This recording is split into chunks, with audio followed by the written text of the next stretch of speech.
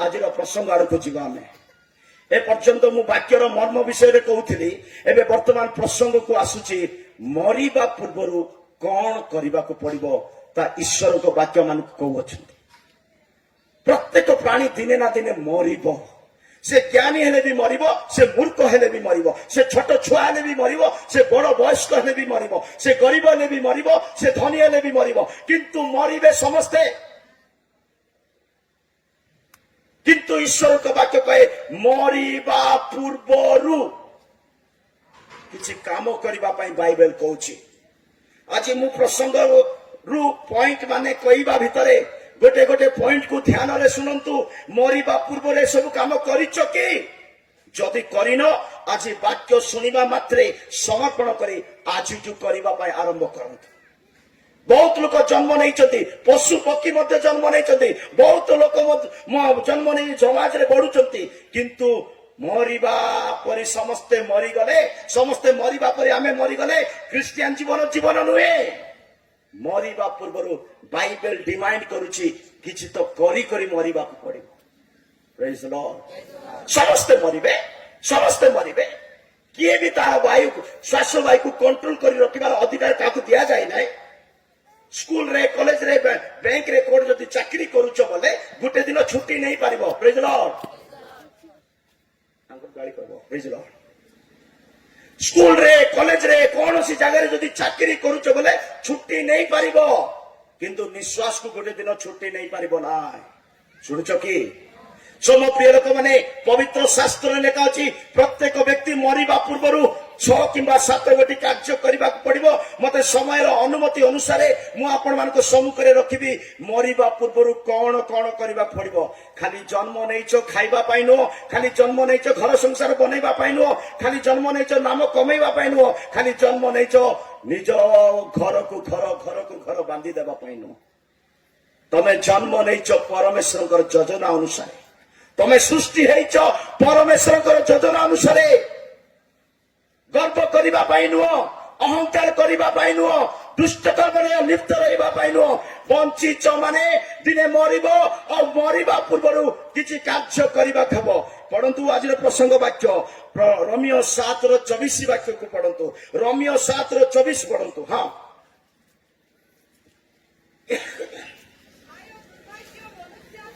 हाय दुर्भाग्य मनुष्य जे मु मते मृत्युर शरीर किए उद्धार करिबो माइक रे टिक पढन्तु हां हाय दुर्भाग्य मनुष्य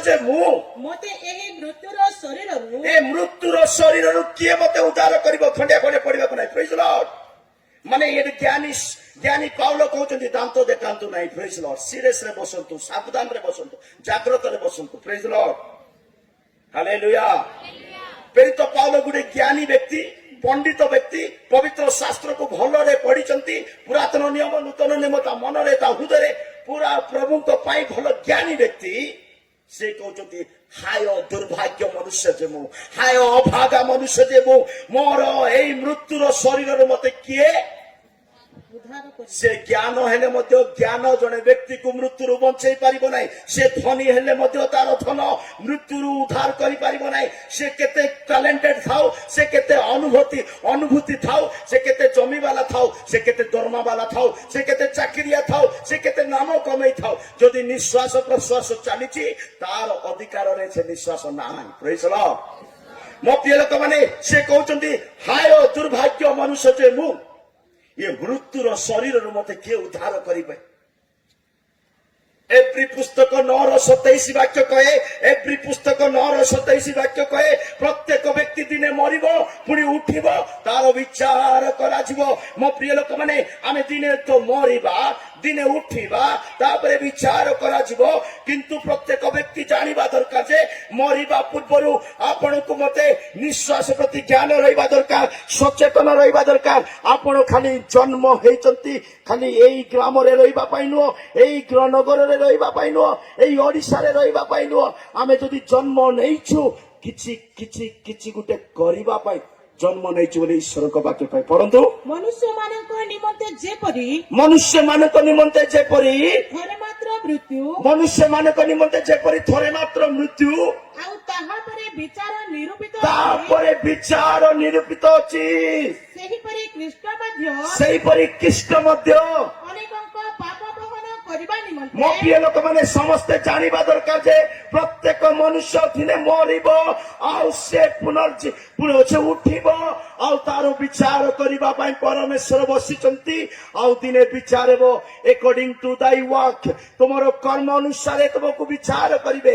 ପ୍ରକାଶିତ ବାକ୍ୟ 20:12 ବାକ୍ୟରେ ଲେଖା ଅଛି, ପ୍ରକାଶିତ ବାକ୍ୟ 20:12 ବାକ୍ୟରେ ଲେଖା ଅଛି, ଛୋଟ କିମ୍ବା ବଡ ପ୍ରତ୍ୟେକ ମୃତ ବ୍ୟକ୍ତି ମାନେ ଉଠିବେ ଆଉ ସେମାନଙ୍କର କର୍ମ ସବୁ ପୁସ୍ତକ ମାନଙ୍କରେ ଖୋଲିବେ ଆଉ ସେମାନଙ୍କର କର୍ମ କେମିତି ପାପରେ, କେମିତି ଲୋଭରେ, କେମିତି ଚତୁରତାରେ, କେମିତି ମଦରେ, କେମିତି ବ୍ୟଭିଚାରରେ, କେମିତି ବେଶ୍ୟା କର୍ମରେ ଜୀବନ କାଟୁଛନ୍ତି, ସବୁ ପୁସ୍ତକର ରେକର୍ଡ ଖୋଲାଯିବ ଆଉ ନ୍ୟାୟ ସିଂହାସନରେ ତା ପଢାଯିବ। ପଢନ୍ତୁ।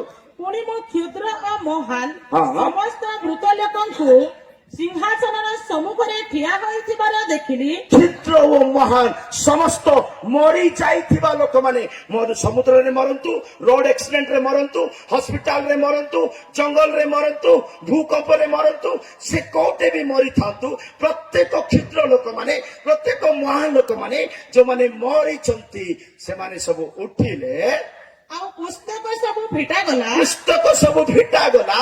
ପରେ ଜୀବନ ପୁସ୍ତକ ନାମକ ହଁ। ଆଉ ଗୋଟିଏ ପୁସ୍ତକ ଫିଟାଗଲା। ଓକେ ସେହି ପୁସ୍ତକ ମାନଙ୍କରେ ଲିଖିତ ବିଷୟ ପ୍ରମାଣେ ଓକେ ମୃତମାନେ ଆପଣା ଆପଣା କର୍ମ ଅନୁସାରେ ବିଚାରିତ ହେଲେ। ମୃତ ମାନେ ନିଜର ନିଜର କାମ ଅନୁସାରେ ବିଚାରିଲେ। ମନେ ରଖିଥାନ୍ତୁ, ଆପଣ ଆଜି କେମିତି କାମ କରୁଛନ୍ତି, ପରିବାରରେ କେମିତି, ମଣ୍ଡଳୀରେ କେମିତି, ବ୍ୟକ୍ତିଗତ ଜୀବନରେ କେମିତି, ସ୍ୱଭାବରେ କେମିତି, ଚାଲିଚଳନରେ କେମିତି, ଆପଣ କେମିତି କାମ କରୁଛନ୍ତି ତାହା ଲେଖା ହେଇଛି। ଆପଣର କର୍ମ ଅନୁସାରେ ବିଚାର କରିବେ। ଯଦି ବ୍ୟଭିଚାର କରୁଛନ୍ତି ତାର କର୍ମ ଅଛି, ଯଦି ମଦ ପିଉଛନ୍ତି ତାହା ଲେଖା ହେଇଛି, ତା ଲୋନ୍ ନଉଛନ୍ତି, ଋଣ ସୁଝୁନାହାନ୍ତି, ଲୁଚି ଭୁଲୁଛନ୍ତି, ବେଶ୍ୟା କର୍ମରେ କେମିତି କାମ ବି କରିଥାନ୍ତୁ ମଣିଷକୁ ଠକି ପାରିବେ, ମଣିଷକୁ ଆଖି ବନ୍ଦ କରି କଣ କଣ କରିପାରିବେ। ମନେ ଥାଏ ଆପଣଙ୍କ ନାଁ ଲେଖା ହେଇଯାଇଛି। ଛୋଟ କିମ୍ବା ବଡ ପ୍ରତ୍ୟେକ ମୃତ୍ୟୁ ବ୍ୟକ୍ତି ମାନେ ଉଠିବେ। ବାଇବେଲରେ ଲେଖା ଅଛି, ଉପଦେଶକ 8:8 ଲେଖା ଅଛି, ଉପଦେଶକ 8:8 ଲେଖା ଅଛି, କୌଣସି ମନୁଷ୍ୟକୁ ତାର ଶ୍ୱାସ ବାୟୁ ଅଟକେଇବା ପାଇଁ ଅଧିକାର ଦିଆଯାଏ ନାହିଁ। ପଇସା ଥାଇପାରେ, ଧନ ଥାଇପାରେ, ଘର ଥାଇପାରେ, ଲୋକ ଚିହ୍ନୁଥାନ୍ତି, ଏମଏଲ ଚିହ୍ନିଛି, ମାଲିକ ଚିହ୍ନିଛି, ସମସ୍ତେ ଚିହ୍ନି ଥାଇପାରେ, କିନ୍ତୁ ତୋର ଅଧିକାର, ତୋର ନିଶ୍ୱାସକୁ କଣ୍ଟ୍ରୋଲ କରିବା ପାଇଁ ତୋର ପାଖରେ ଅଧିକାର। ପଢନ୍ତୁ। ଶ୍ୱାସ ବାୟୁ ଅଟକାଇ ରଖିବା ପାଇଁ, ଶ୍ୱାସ ବାୟୁ ଅଟକାଇ ରଖିବା ପାଇଁ ଶ୍ୱାସ ବାୟୁ ଉପରେ କୌଣସି ମନୁଷ୍ୟର କ୍ଷମତା ନାହିଁ। ହାଲେଲୁୟା। ତୋ ପାଖରେ ବଳ ଥାଇପାରେ, ତୋ ପାଖରେ ଧନ ଥାଇପାରେ, ତୋ ପାଖରେ ସମ୍ମାନ ଥାଇପାରେ, ତୋ ପାଖରେ ପଇସା ବି ଥାଇପାରେ, କିନ୍ତୁ ତୋର ନିଶ୍ୱାସକୁ ଅଟକେଇବା ପାଇଁ ତୋର ପାଖରେ ଅଧିକାର ନାହିଁ। ଫୁଟାଣି ମାରିବାକୁ ନୁହେଁ। ବାଇବେଲ କହୁଛି ନିଶ୍ୱାସ ଆମମାନଙ୍କୁ ଭଡାରେ ଦିଆଯାଇଛି। ନିଶ୍ୱାସ କେମିତି ଦିଆଯାଇଛି? ପର୍ସା ଲୋକକୁ ଫଟକଣା କୁହ। ନିଶ୍ୱାସ ଭଡାରେ ଦିଆଯାଇଛି। ଆମେ ଅନ୍ୟର ନିଶ୍ୱାସକୁ ଆଣିକରି ଆମେ କ୍ରେଡିଟ ବାହାରିଲେ ହେବ ନାହିଁ। ରିବାନା ସାବାନ୍ତୁଡାନି ନିଶ୍ୱାସ ଭଡାରେ ଦିଆଯାଇଛି। ଆଇବ ପୁସ୍ତକ 33:4 ବାକ୍ୟରେ କହେ, ପରମେଶ୍ୱରଙ୍କର ନିଶ୍ୱାସରେ ଆମେ ସର୍ବଶକ୍ତି ମାନଙ୍କର ନିଶ୍ୱାସରେ ଆମେ ବଞ୍ଚିଛୁ। ଯଦି ଏ ରାତ୍ରରେ ବେଣୁକୁ ସେ ସ୍ମରଣ କରିବେ ନିଶ୍ୱାସ ନେବା ପାଇଁ, I M BCom A dead body. ହଁ, ପରମେଶ୍ୱରଙ୍କ ଆତ୍ମା ମତେ ସୃଷ୍ଟି କରିଅଛନ୍ତି ପରମେଶ୍ୱରଙ୍କର ଆତ୍ମା ମତେ ସୃଷ୍ଟି କରିଅଛନ୍ତି ଓ ସର୍ବଶକ୍ତି ମାନଙ୍କ ନିଶ୍ୱାସ ମତେ ଜୀବନ ଦିଅନ୍ତି। ସର୍ବଶକ୍ତି ମାନଙ୍କର ନିଶ୍ୱାସ ମତେ ଜୀବନ ଦେଇଛନ୍ତି। ମାନେ ଆମର ନିଶ୍ୱାସ ଆମର ନା। ଏବେ ଯୋଉ ବସିକରି ଶୁଣୁଛନ୍ତି, ଯୋଉ ଦେଖୁଛନ୍ତି, ଯୋଉ ନାକରେ ନିଶ୍ୱାସ ପବନ ବାହାରୁଛି, ସେଟା ଆପଣ ମାନଙ୍କର ନାହିଁ।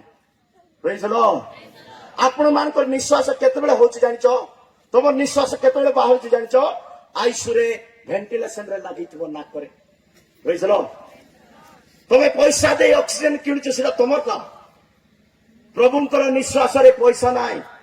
ଅଳ୍ପ ଦିନ ପାଇଁ, ଅଳ୍ପ ମାସ ପାଇଁ, ଅଳ୍ପ ବୟସ ପାଇଁ, ଅଳ୍ପ ବର୍ଷ ପାଇଁ तुमको निश्वास देछि से निश्वास नहीं करी पाप कर्म करबा को नाय से निश्वास नहीं करी व्यभिचार कर्म करबा को नाय से निश्वास नहीं करी बेश्या काम करबा को नाय से निश्वास नहीं करी जंगल रे भुलिबा को नाय से निश्वास नहीं करी तांको को अपमान करबा को नाय जदि यीशुंकर निश्वास तुमको मान को मिलिछि यीशुंको पाई यीशुंको पाई जदि तार निश्वास तुम्हें बंचुच बोले तांकर पाई बंचिबा कहबो निज पाई नुह निज पिला मानक पाई नुह निज कुटुंब पाई नुह निजर धन पाई नुह जदि तुम्हें तार निश्वास रे बंचुच तुमको अटकाई रखिबा पाई तुमरो निश्वास को अटकाई रखिबा पाई तुमरो अधिकार नाय आउ तरे पढिबा उपदेश को 8 परमेश्वरଙ୍କ आत्मा मते उपदेश को 8 ଶ୍ୱାସବାୟୁ ଅଟକାଇ ରଖିବା ପାଇଁ ଶ୍ୱାସବାୟୁ ଅଟକାଇ ରଖିବା ପାଇଁ ଶ୍ୱାସବାୟୁ ଉପରେ କୌଣସି ମନୁଷ୍ୟର କ୍ଷମତା ନାହିଁ ଶ୍ୱାସବାୟୁକୁ ଅଟକାଇ ରଖିବା ପାଇଁ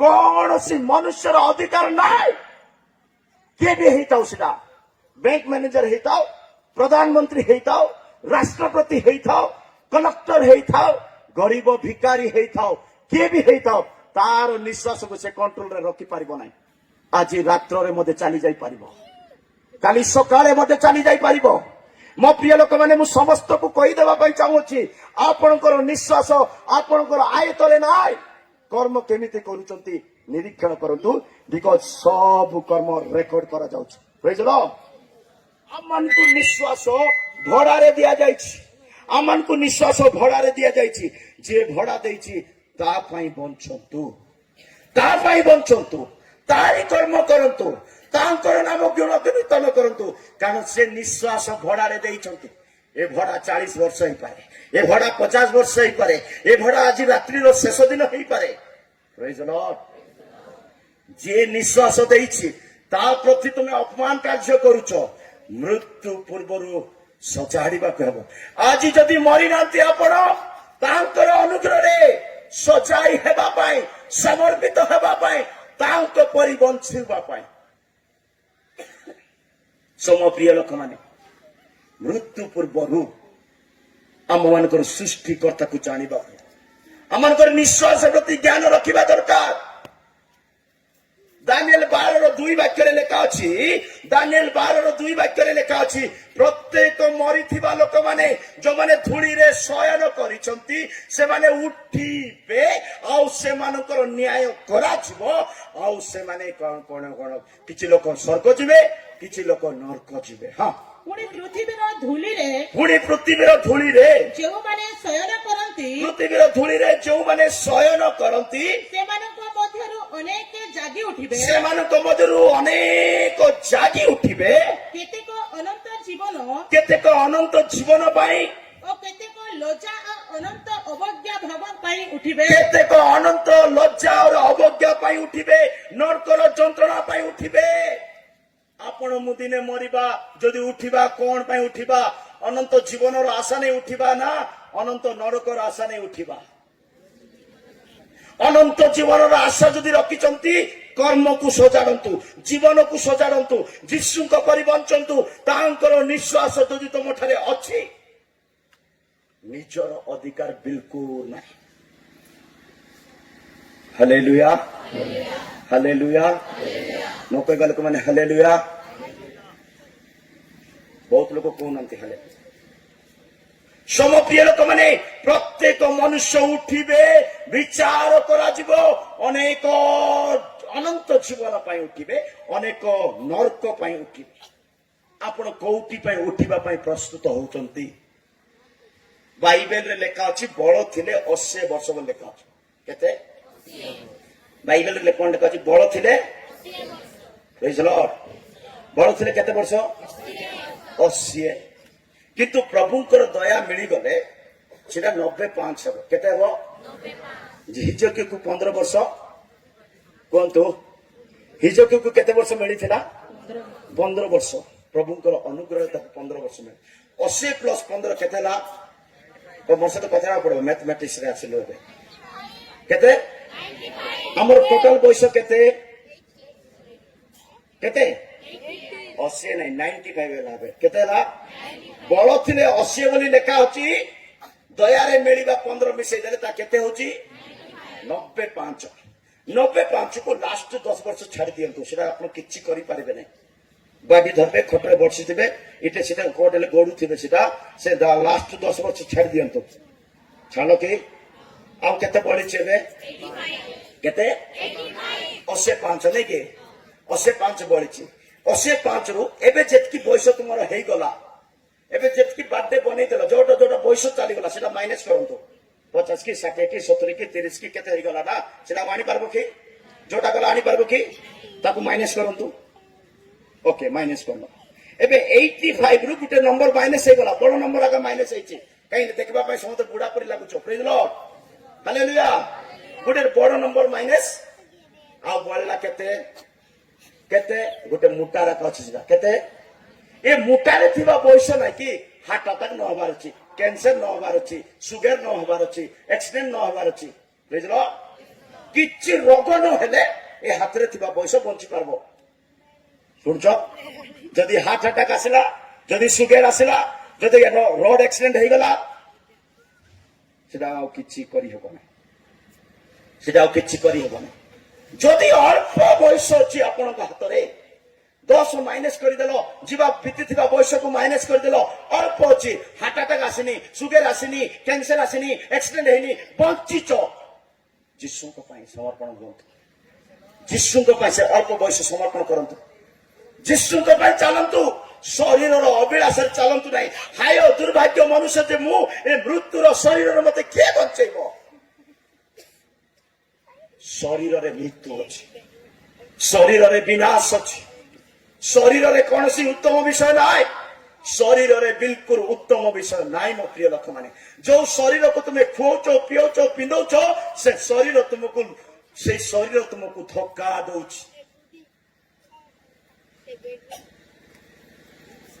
हालेलुया मो प्रिय लोक माने आम जीवन रे मरण दिने निश्चित द्वितीय सामुएल 14 वाक्य लेखा अछि द्वितीय सामुएल 14 वाक्य लेखा अछि मृत्यु निश्चय एंते पढवार मु जंती को छंती पढवार हां आम्हे माने तो नितांत मरिबा आम्हे माने तो नितांत मरिबा केंती आम्हे माने नितांत माने मरण सुनिश्चित नितांत मरिबा से के भी हो क्षण घरे थाओ दिने डेड बॉडी बाहरिबो महल रे थाओ दिने डेड बॉडी बाहरिबो अपार्टमेंट रे थाओ दिने डेड बॉडी बाहरिबो से केमिति ले निश्चित भाव रे नितांत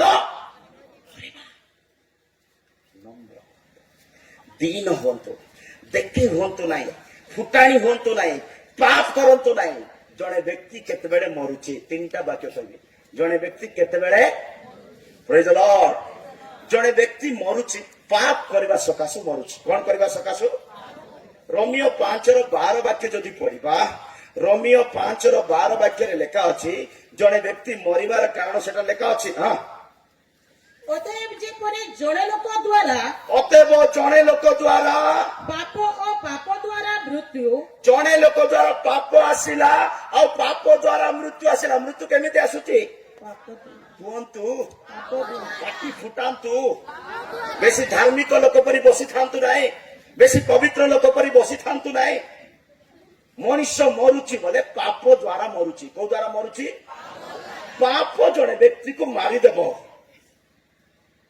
पाप जदि करूछ से व्यक्ति मरी जीव कारण जाकुब 1:15 वाक्य लेखा अछि गोटे पाप रे मरिबो नाही दीटा पाप रे मरिबो नाही सप्ताहटी पाप करले मरिबो नाही मासे पाप करले मरिबो नाही किंतु किंतु किंतु किंतु किंतु करूथिबा पाप बेसी स्पीड रे करले मरि जीव हां ताहापरे कामना गर्भधारण करी किंतु तापरे कामना गर्भधारण करी पाप प्रवेश करी पाप को प्रसव करे पुणी पाप पूर्ण मात्रा रे वृद्धि पाए पुणी पाप पूर्ण मात्रा रे वृद्धि पाई गले करूथिबा पाप बड्ड हेई गले मृत्यु को जन्म दिए काकू जन्म दउची जणे पाप करूची बोले से मृत्यु को जन्म देबो काकू जन्म देबो सब प्रिय लोक माने जणे व्यक्ति पाप सकाशु मरी जाउची आत्मिक पाप भी अछि शारीरिक पाप भी अछि ପ୍ରେଜ୍ ଦ ଲର୍ଡ।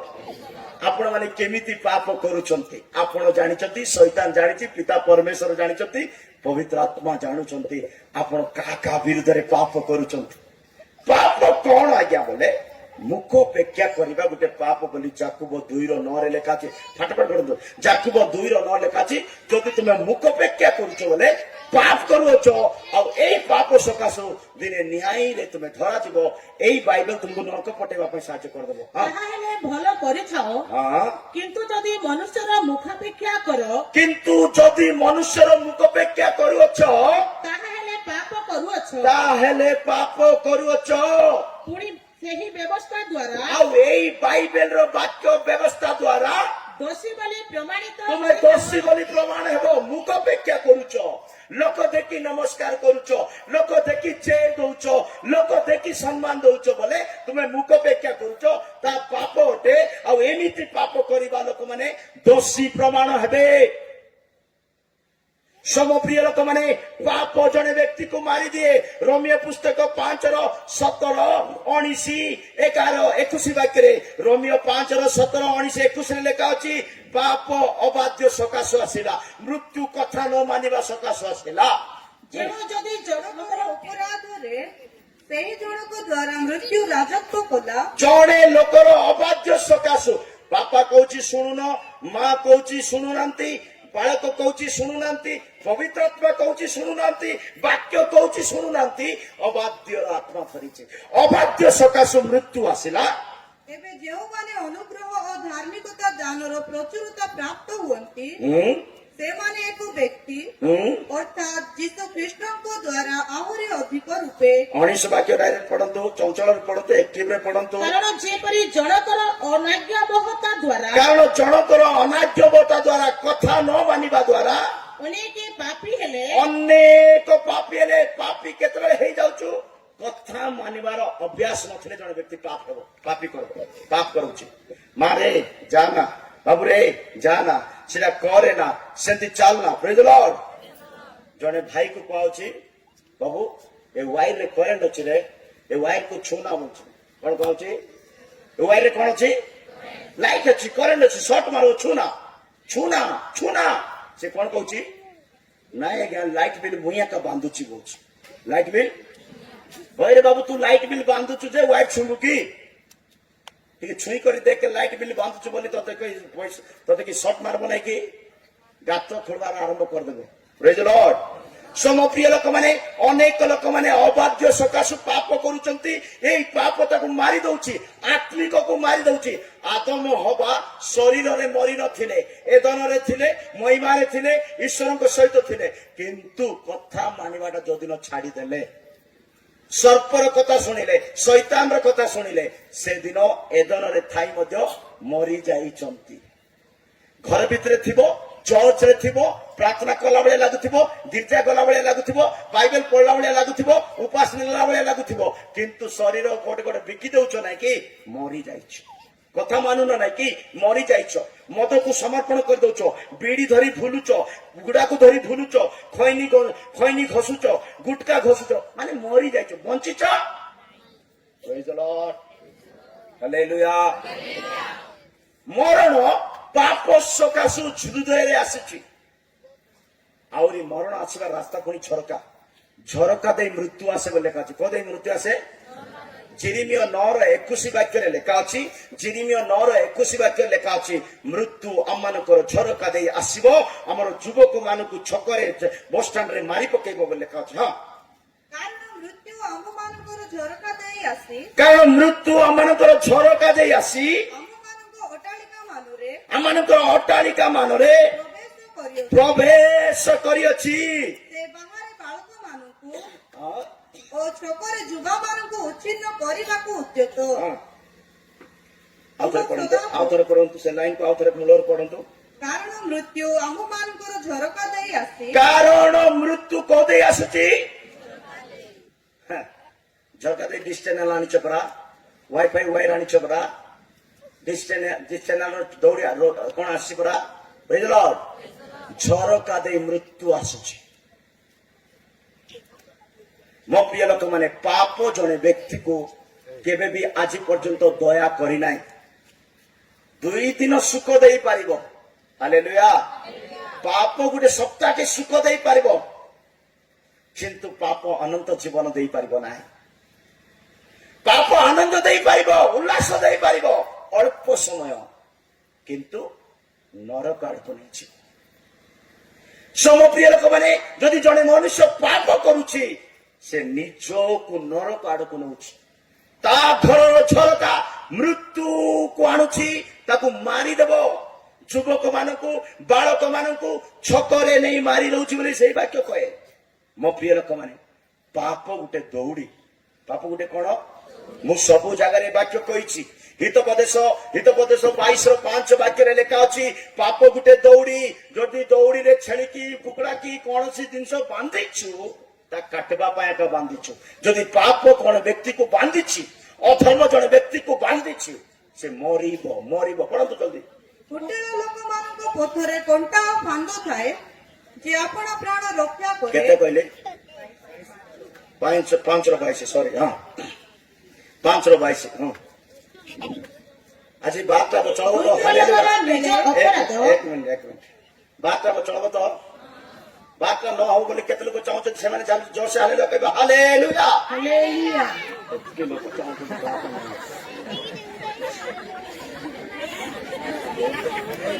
ଯଦି ତୁମେ ଏ କଥା ଧ୍ୟାନରେ ଶୁଣିନ ବୋଲେ ବାକ୍ୟ ଧ୍ୟାନରେ ଶୁଣୁଥିବ କି ତମେ? ପ୍ରେଜ୍ ଦ ଲର୍ଡ। ହାଲେଲୁୟା। ପ୍ରେଜ୍ ଦ ଲର୍ଡ। ମୋ ପ୍ରିୟ ଲୋକମାନେ, ଆମମାନେ ପାପ ଗୋଟେ ଦୌଡ଼ି।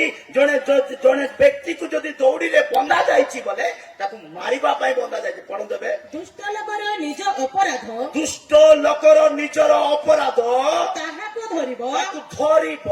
ସେ ନିଜ ପାପ ରୂପ ଦୌଡ଼ିରେ ବନ୍ଧା ହେବ। କି ରୂପ ଦୌଡ଼ିରେ ବନ୍ଧା ହବ? ନିଜର ପାପ ତାକୁ ଦୌଡ଼ି କରି ବାନ୍ଧିଦେବ। ସାମସନ କଞ୍ଚା ଦୌଡ଼ିରେ ବନ୍ଧା ଯାଇଥିଲା। ପାଙ୍ଗିଆ ସିମନ ଅଧର୍ମ ଦୌଡ଼ିରେ ବନ୍ଧା ଯାଇଥିଲା। ପ୍ରେରିତ ପୁସ୍ତକ 8:23 ବାକ୍ୟରେ ସିମନ ପାଙ୍ଗିଆ ତାର ଅଧର୍ମ ରୂପ ଦୌଡ଼ିରେ ବନ୍ଧା ଯାଇଥିଲା। ସଲୋମନ ବିଚାରକର୍ତ୍ତା 16 ସାମସନ ସେ ତାର କଞ୍ଚା ଦୌଡ଼ିରେ ବନ୍ଧା ହେଇଯାଇଥିଲା। ଆପଣ ମାନେ କୋଉ ଦୌଡ଼ିରେ ବାନ୍ଧି ହେଇଛନ୍ତି? ନିଜକୁ ଟିକେ ନିରୀକ୍ଷଣ କରନ୍ତୁ। ପାପ ଦୌଡ଼ି ବାନ୍ଧିଛି କି? ଅଭିଳାଷ ବାନ୍ଧିଛି କି? ବେବିଚାର ବାନ୍ଧିଛି କି? ସାଂସାରିକ ଚିନ୍ତା ବାନ୍ଧିଛି କି? କଣ ବାନ୍ଧିଛି? ଫିଟେଇ ହୁଅନ୍ତୁ। କାରଣ ଜଣେ ବ୍ୟକ୍ତିକୁ କେବେ ପାପ କଣ କରିବ ନାହିଁ?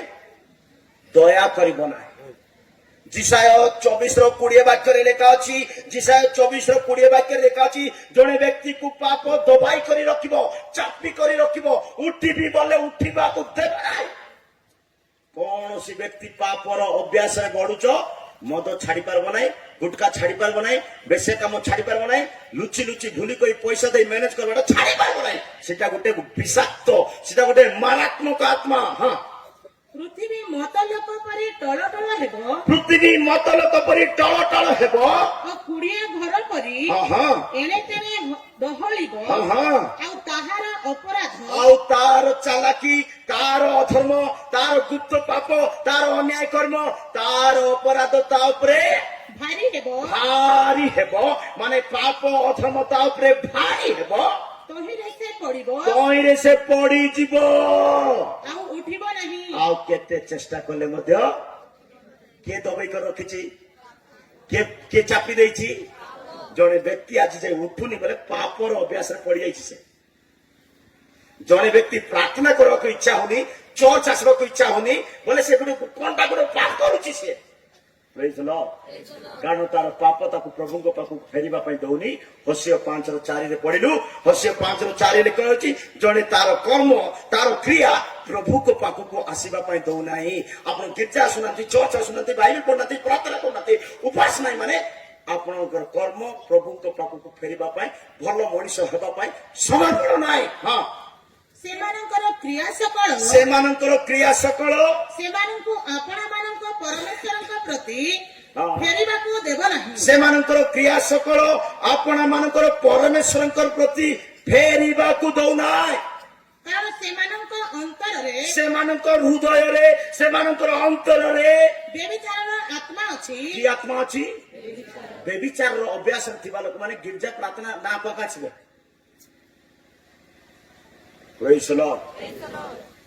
କେତେଲୋକର ବ୍ୟଭିଚାର ଶରୀରରେ ନାହିଁ ଆଖିରେ ଅଛି ବୋଲି ଲେଖା ଅଛି। କୋଉଠି ଅଛି? ଦ୍ୱିତୀୟ ପିତର 2:14 ବାକ୍ୟରେ ଲେଖା ଅଛି। ଦ୍ୱିତୀୟ ପିତର 2:14 ବାକ୍ୟରେ ଲେଖା ଅଛି, ସେମାନଙ୍କର ଚକ୍ଷୁ ବ୍ୟଭିଚାରରେ ପରିପୂର୍ଣ୍ଣ। ସେମାନେ ଏମିତି ଦେଖିବେ, ଭୟଙ୍କର ଦେଖିବେ, ଦେଖି କରି ପକେଇ କରି ଅଭିଳାଷରେ ଆସକ୍ତ ହେଇଯିବେ। ସେମାନେ ସନ୍ତାପର ପାତ୍ର ବୋଲି ଈଶ୍ୱରଙ୍କ ବାକ୍ୟ କହେ। ସେମାନଙ୍କର ଚକ୍ଷୁ ବ୍ୟଭିଚାରରେ ପରିପୂର୍ଣ୍ଣ ହୋଇ ସେମାନଙ୍କର ଚକ୍ଷୁ କୋଉଠି ପରିପୂର୍ଣ୍ଣ? ବ୍ୟଭିଚାର କେତେବେଳେ ବି ଦେଖୁଛି, କେମିତିଟା ଦେଖୁଛି, ଘଣ୍ଟେ ହେଇଯାଉ, 2ଟା ହେଇଯାଉ, ଡାଟା ସରିଯାଉ, ରିଚାର୍ଜ କରି ଦେଖୁଥିବି। ସେମାନଙ୍କର ଚକ୍ଷୁ ବ୍ୟଭିଚାରରେ ପରିପୂର୍ଣ୍ଣ ପରିପୂର୍ଣ୍ଣ ହୋଇ ଆହା। ପାପରୁ କ୍ଷନ୍ତ ହୁଏ ପାପ ନାହିଁ। କରିବାକୁ ହାଲିଆ ହୁଅନ୍ତି ନାହିଁ। ସେମାନେ ଚଞ୍ଚଳମତି ସେମାନେ ଲୋକମାନଙ୍କୁ ସେମାନେ ଚଞ୍ଚଳମତି ଲୋକମାନଙ୍କୁ, ସେମାନେ ଇଆଡେ ସିଆଡେ ଭୁଲବା ଲୋକମାନଙ୍କୁ ପ୍ରଲୋଭିତ କରନ୍ତି। ପଲ୍ଲବିତ ମାନେ ପ୍ରଲୋଭନ କରନ୍ତି। ସେମାନଙ୍କର ହୃଦୟ ହଁ, ଧନ ଲୋଭରେ ଅଭ୍ୟସ୍ତ। ଓକେ। ସେମାନେ ଅଭିଶାପର ସନ୍ତାନ। କେମିତି ସନ୍ତାନ? ଅଭିଶାପର ସନ୍ତାନ, ଆଶୀର୍ବାଦର ସନ୍ତାନ ନାହିଁ। ଅଭିଶାପିତ ଲୋକମାନେ ଯଦି ମନ ପରିବର୍ତ୍ତନ କରି ଯୀଶୁଙ୍କ ପାଖକୁ ଆସିବେ ନାହିଁ ବୋଲେ ଅଭିଶାପ ନରକକୁ ନେଇଯିବ, ଅଗ୍ନି କୁଣ୍ଡରେ ପକେଇଦେବ। ସମ ପ୍ରିୟ ଲୋକମାନେ, ଜଣେ ବ୍ୟକ୍ତିକୁ ପାପ ମାରି ଦଉଛି, ତାର କର୍ମ ମାରି ଦଉଛି, ତାର ଦୁଷ୍ଟ ଚରିତ୍ର ମାରି ଦଉଛି। ଶରୀର ଈଶ୍ୱରଙ୍କ ମନ୍ଦିର, ନିଜ ସୁଖରେ ବଞ୍ଚିବା ପାଇଁ ନାହିଁ। ଏଇଟା ବୁଝିଲ? ହାଲେଲୁୟା। ସମ ପ୍ରିୟ ଲୋକମାନେ, ଜଣେ ବ୍ୟକ୍ତିକୁ ତାର ପାପ ମାରି ଦଉଛି। କଣ କର୍ମ କରୁଛନ୍ତି? ସେ କର୍ମ କଣ ପ୍ରଭୁଙ୍କ ପାଖକୁ ଆସିବା ପାଇଁ ଦଉଛି କି? ଯଦି ପ୍ରଭୁଙ୍କ ପାଖକୁ ସେ କର୍ମ ଆସିବା ପାଇଁ ଦଉନାହିଁ ମାନେ ଆପଣଙ୍କର ବିନାଶ ଆଡକୁ ଯାଉଛି। ତାଙ୍କର ଚକ୍ଷୁରେ ବ୍ୟଭିଚାର ଅଛି। ଯାହାର ଆଖିରେ ବ୍ୟଭିଚାର ଅଛି, ତାଙ୍କର ଆଖିରେ ଈଶ୍ୱରଙ୍କର ଭୟ ନଥିବ ବୋଲି ରୋମିଓ 3:18 ବାକ୍ୟରେ ଲେଖା ଅଛି। ରୋମିଓ 3:18 ଲେଖା ଅଛି, ତାଙ୍କର ଚକ୍ଷୁରେ ଈଶ୍ୱରଙ୍କ ଭୟ ନାହିଁ। ସେଥିପାଇଁ ରାତି ଘଣ୍ଟେ ହେଇଯାଉ, 2ଟା ହେଇଯାଉ, 3ଟା ହେଇଯାଉ, କାକୁ ଦେଖିବ, କେମିତି ଦେଖିବ, ଦେଖୁଆ ଥିବ। ସେଟା ପାପୀ ମାନେ, ବ୍ୟଭିଚାରୀ ମାନେ। ହଁ, ଈଶ୍ୱରଙ୍କ ଭୟ ସେମାନଙ୍କ ଆଖି ଆଗରେ ନଥାଏ। ତାଙ୍କ ଆଖି ଆଗରେ କଣ ନାହିଁ? ଯଦି ଈଶ୍ୱରଙ୍କ ଭୟ ଏ ଆଖିରେ ଥାନ୍ତା, ମାକୁ ମା ପରି ଦେଖିଥାନ୍ତା, ଭଉଣୀକୁ ଭଉଣୀ ପରି ଦେଖିଥାନ୍ତା, ସ୍ତ୍ରୀକୁ ସ୍ତ୍ରୀ ପରି ଦେଖିଥାନ୍ତା, ସାଙ୍ଗକୁ ସାଙ୍ଗ ପରି ଦେଖିଥାନ୍ତା। କିନ୍ତୁ ତାର ଆଖିରେ ବ୍ୟଭିଚାର ଥିବା ସକାଶୁ, ତାର ଆଖିରେ ଈଶ୍ୱରଙ୍କ ଭୟ ନଥିବାରୁ ଅନ୍ୟମାନଙ୍କୁ ମଧ୍ୟ ଶାରୀରିକ ଅଭିଳାଷରେ ଦେଖୁଛି ସେ। ଶୁଣୁଛ? ଆଖିକୁ ପରିଷ୍କାର କରନ୍ତୁ। ଆଖିକୁ ପରିଷ୍କାର କରିଦିଅନ୍ତୁ ବୋଲେ ପାଣିରେ ଧୋଇବା ପାଇଁ ମୁଁ କହୁନାହିଁ। ଆଖିକୁ ପରିଷ୍କାର କରନ୍ତୁ ବୋଲେ ଆଖିରେ ଈଶ୍ୱରଙ୍କ ଭୟକୁ ଲଗାନ୍ତୁ। ଦେଖିବା ପୂର୍ବରୁ, କହିବା ପୂର୍ବରୁ, ଭାବିବା ପୂର୍ବରୁ, ଚିନ୍ତା କରିବା ପୂର୍ବରୁ ନିଜର ଚକ୍ଷୁକୁ ନିୟନ୍ତ୍ରଣରେ ରଖନ୍ତୁ। ମୋ ପ୍ରିୟ ଲୋକମାନେ, ଈଶ୍ୱରଙ୍କ ବାକ୍ୟ କହେ ପ୍ରତ୍ୟେକ ପ୍ରାଣୀ ତ ମରିବେ, ପାପ ସକାଶୁ ମରିବେ, ଦୁଷ୍ଟ କର୍ମ ସକାଶୁ ମରିବେ, ଅନ୍ୟାୟ କର୍ମ ସକାଶୁ ମରିବେ, କିନ୍ତୁ ମରିବା ପୂର୍ବରୁ ତମ ମାନଙ୍କର ପାପ କ୍ଷମା ହେଇଥିବାର ଅଛି। ପ୍ରେଜ୍ ଦ ଲର୍ଡ।